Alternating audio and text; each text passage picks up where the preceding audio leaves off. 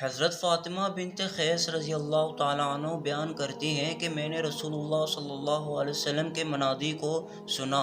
وہ اعلان کر رہا تھا، الصلاۃ جامعہ میں نماز کے لیے نکلی اور رسول اللہ صلی اللہ علیہ وسلم کے ساتھ مردوں کے پیچھے عورتوں کی صف اول میں ظہر کی نماز ادا کی۔ آپ صلی اللہ علیہ وسلم نے نماز سے فارغ ہو کر ممبر پر بیٹھے۔ آپ کے چہرے پر اس وقت مسکراہٹ تھی۔ آپ صلی اللہ علیہ وسلم نے فرمایا، ہر شخص اپنی اپنی جگہ پر بیٹھا رہے۔ اس کے بعد آپ صلی اللہ علیہ وسلم نے ارشاد فرمایا، جانتے ہو میں نے تم کو کیوں جمع کیا ہے؟ صحابہ نے عرض کیا، اللہ اور اس کا رسول ہی جانتے ہیں۔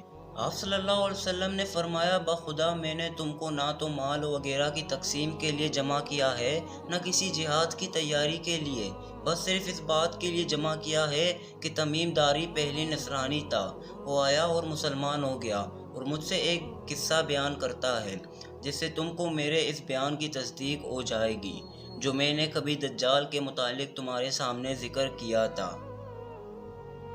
وہ کہتا ہے کہ ایک بڑی کشتی میں سوار ہوا جس پر سمندروں میں سفر کیا جاتا ہے۔ ان کے ساتھ قبیلہ خم اور جذام کے 30 لوگ بھی تھے۔ یہ 1 ماہ تک سمندری طوفان میں پھنسے رہے۔ آخر مغربی جانب ان کو ایک جزیرہ نظر آیا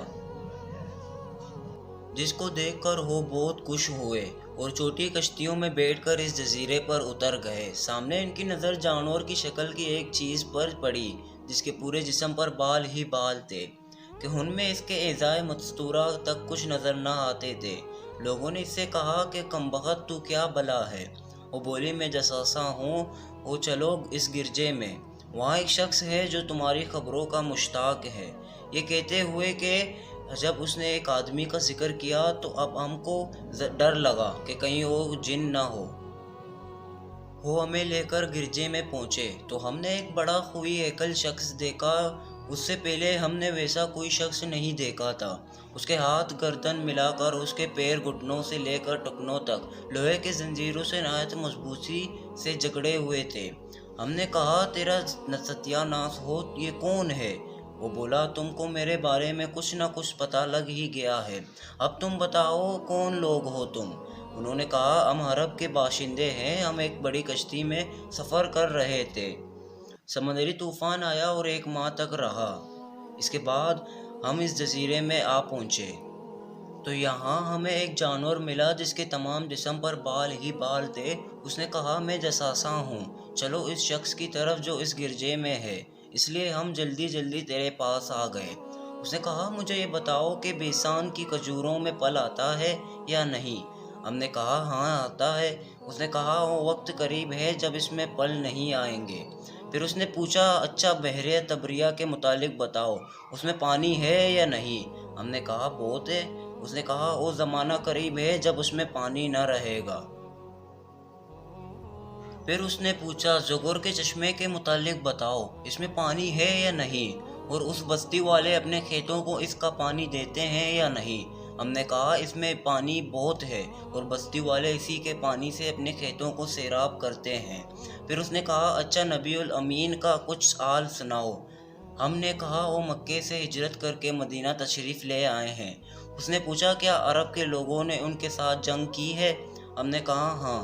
اس نے پوچھا، اچھا پھر کیا نتیجہ رہا؟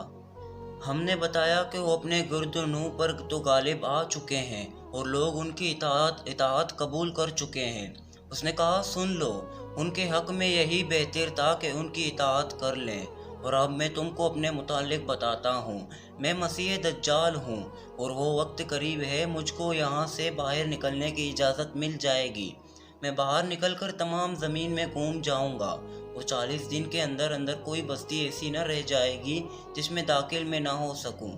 مجھ سے مکہ اور طیبہ کے ان دونوں مقامات میں میرا داخلہ ممنوع ہے۔ جب ان دونوں میں سے کسی بھی بستی میں داخل ہونے کا ارادہ کروں گا تو اس وقت ایک فرشتہ جو ہاتھ میں ننگی تلوار لیے سامنے آ کر مجھے داخل ہونے سے روک دے گا، اور ان مقامات کے جتنے راستے ہیں ان سب پر فرشتے ہوں گے جو ان کی حفاظت کر رہے ہوں گے۔ فاطمہ رضی اللہ تعالیٰ عنہ بنت قیس کہتی ہیں کہ رسول اللہ صلی اللہ علیہ وسلم نے اپنی لکڑی ممبر پر مار کر فرمایا تھا،